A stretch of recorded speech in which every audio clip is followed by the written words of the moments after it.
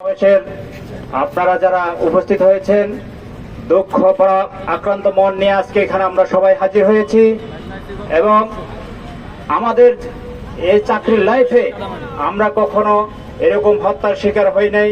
আপনারা সবাই জানেন আজকে এই হত্যাকাণ্ড কিভাবে ঘটেছে, কেন ঘটেছে, এত কিছু না জানিয়ে আমরা বলতে চাই এই হত্যাকারীকে অবিলম্বে গ্রেফতার করে আমাদের শ্রমিকের যে দুঃখ, যে কষ্ট যেন আমরা বুঝতে পারি।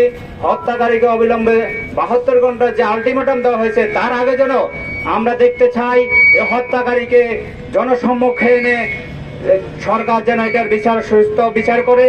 আমরা এই আশাবাদ ব্যক্ত করে আপনারা যারা এখানে এসেছেন সবাইকে ঐক্যবদ্ধভাবে এই হত্যাকারীদের অবিলম্বে গ্রেফতারের যে ভূমিকা আপনারা রাখতেছেন তার জন্য আপনাদের সবার কাছে আমরা কৃতজ্ঞ এবং পাশাপাশি সবাই আমরা নৌ শ্রমিক এবং আজকে যে হত্যাকারী যে আমাদের ভাইরা নিহত হয়েছে তাদের রুহের আত্মার মাগফিরাত কামনা করে আমার বক্তব্য এখানে শেষ করছি।